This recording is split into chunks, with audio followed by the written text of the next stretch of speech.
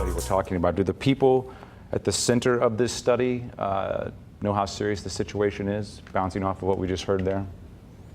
I think they have their own life that they lead, and they're not saying, how is my life worse than somebody else's? They're trying to get through each and every day. So not unlike the conference, by the time I was on the third panel, I got there, I was mad.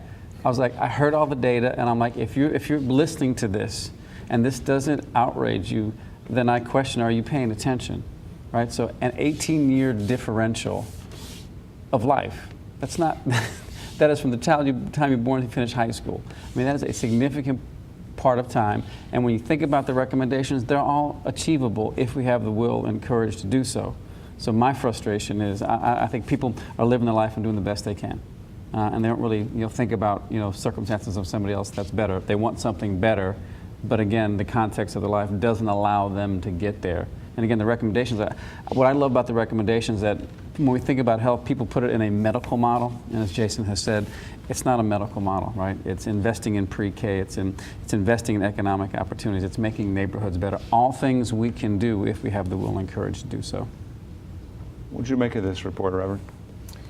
Well, again, I thought it was profound work, just the nature of the scholarship, the collaborative approach, and the community orientation was really groundbreaking. So great appreciation and kudos to Dr. Purnell.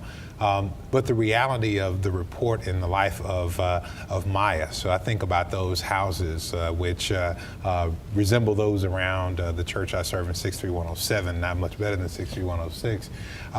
And I realize that people do not know. I don't think people have a sense of the real life impact of this for their neighbors, for their friends, for their cousins, for their grandmother, or for themselves. Very honestly, the folks who fled the neighborhoods, the second wave who fled those North City neighborhoods were African Americans who now live middle-class lives in other parts of the region, but their life circumstances also do not compare to their white counterparts or to others. And so if they knew the impact, not just on those who are in the neighborhoods, but for themselves, if they knew the impact of toxic stress by virtue of simply being black in America and dealing with those stresses, if they knew that their doctoral degrees do not actually create for their children equal circumstances, then perhaps they would engage in a different way in this community. So it strikes me as a bold piece of valuable scholarship, but it ought to really upset more people,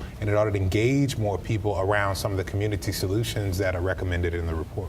So how do we keep it from being, not to make light, but just a great piece of scholarship? Where do we go? Yeah, I think we have to continue the conversation around the very critical and easily implementable solutions here. A case in point, earlier today, just by coincidence, I had a meeting with Tashara Jones, our city treasurer, who is trying to push one of the recommendations here, child development accounts. So investment accounts for youth education that can begin at kindergarten, that can begin at birth, because we know that not only if we invest in these accounts for children, do their families become more financially literate, perhaps bringing them closer to being out of poverty, but the expectations for academic success of their parents increase, and the academic success of those children increase just by virtue of having that.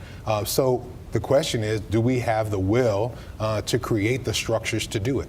Very specifically right now, the Board of Aldermen is considering a piece of legislation to create an Office of Financial Empowerment, which would be the first step to getting these accounts for every child in kindergarten in St. Louis Public Schools. Will we pass that piece of legislation? Will we allow for the resources to go forth? Will we invest in these kind of incentives? They're practical. They've been laid out for us. The question is, will we have the will to move and create the structures to allow them to be? And they're doable. I mean, the reality is for the last 2 years at Normandy School District, every child in kindergarten has gotten a $500 Missouri Most account through Beyond Housing. We're going to do it again this following year.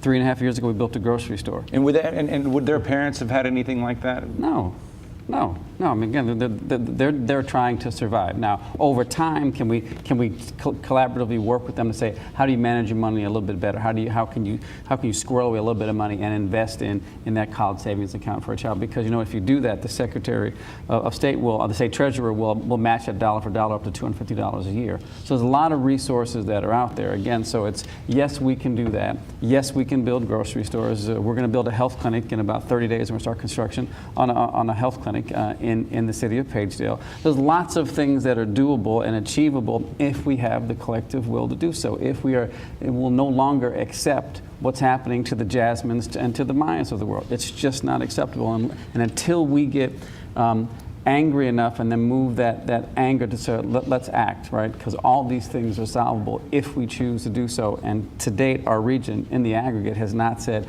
we're willing to step up, find the resources, make this a priority. Because if we do that, guess what? We all win. I would add that, it's not just the academic outcomes of having these college savings accounts, even though those are important. There are also health outcomes.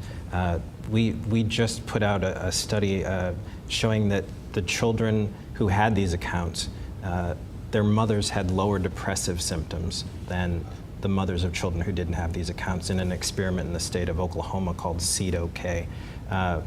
Children had better social and emotional outcomes who had these accounts. Fairly simple intervention, but the question is, not only do we have the will to do it, do we have the will to do it at scale? Do we have the will to say every child in the city of St. Louis or St. Louis County or the entire metropolitan statistical area will have one of these accounts, will have access to high quality early childhood programs? And you're arguing that that's an investment that will benefit everyone, not just handing out savings accounts. Absolutely. Clearly. I mean, the state of Oklahoma and the state of Maine have now just started that. Every child in those two states gets a college savings account. Yeah, and they're not doing it because the kindness of their heart. They recognize this is good. This is good for our state. This is good for the residents who live in our community. And we can do the same, again, if we have the courage and leadership to say this is important and we can make investments in all of our children. Speaking of the word investment, we also saw on that graphic, invest in quality neighborhoods. That sounds great, but what is it? Well, it's a combination of things, right? It's the built environment? Yes, it's houses, it's the commercial activity, are there businesses, it's the faith community, it's all the things that make up a fabric of a place that, again, we know how to do, right? This is not earth-breaking, science we're trying to create here. We're saying, do we care enough about our region and our neighbors who live there to say, we know how to rehab housing, we know how to build new housing, we know how to, again, create business opportunities, we know how to do all of these things. We have not said it's important to do it all throughout the region to make sure that everybody who lives here has the chance for the life that they envision. Other basics on that. Walkable, sidewalks and thoroughfares that are walkable, neighborhoods that are safe, and they are safe not just because of hotspot policing, but hotspot resource investment, making sure that there's access to fresh fruits and vegetables in a particular area, neighborhood, through creative interventions and creative support for drawing these kind of resources, just full-service grocery stores even, into underserved neighborhoods. All of these things create stable neighborhood environments, quality environments for children to grow up, or just dealing with the psychic impact of walking past derelict buildings. Will you tear them down if you hold them? Will you raise that and allow for a community garden to come up? There are psychological impacts of just walking through neighborhoods that do not seem safe. If it doesn't seem safe outside, then I won't take a walk. If it doesn't seem safe outside, then I won't allow my children to play outside where they would get more exercise, thus making themselves more healthy. Rather, I'll keep them inside, insular environments, watching. They won't be watching Stay Tuned, so they'll be watching something else not as valuable on television. And all of these things negatively impact health. And I'll just say this piece about making the connections. And when we talk about the value of this, a very valuable part in this report, these early childhood accounts, quality early childhood development. We also see the impact. There are those in this community have already said through St. Louis Graduates or the regional chamber that it is valuable for this community to have more people with postgraduate degrees. We've set goals around this with St. Louis Graduates to have half of the community have these degrees before 2020, adults in this community, for the regional chamber to say we need 75,000 degrees in this community. You don't get to these things unless you back up and invest in early childhood, quality early childhood development for all young people in this community. You don't get to these things unless you back up and invest in things like these child development accounts and most accounts and do them at scale. So we've said we want it on the back end. We know that this has an economic impact for the region because more people have degrees, they're earning more, they're paying more taxes. Let's back up then and make the appropriate investments so that we can actually get to these grand goals that are highly appropriate. Let's go back to the visual representation we have of Jasmine's life as she gets a little bit older. Thank you, gentlemen. Remember the little girl we met earlier as an example? Well, let's say Jasmine is all grown up. The data tells us that the factors we saw impacting her childhood still continue to affect her into adulthood. Let's revisit her on path number 1. After college, Jasmine finds a job working for an engineering firm. It provides her with benefits like health insurance, sick leave, and retirement savings. Fast forward, and Jasmine is able to retire at 67. She spends time traveling and trying new activities. Jasmine also spends time with her family, who will benefit from the wealth she's able to leave behind. What about path number 2? Let's take a look at how Jasmine's other life has played out. Jasmine works in a mall as a sales associate. She works hard but is often worried about losing her job. Her schedule changes often and makes it difficult for her to finish her degree at a local community college. She doesn't make enough money to save for retirement, so in her old age, she still needs to work. Some days, work is very difficult because of her health problems. In this scenario, Jasmine worries that she has very little to leave behind for her children.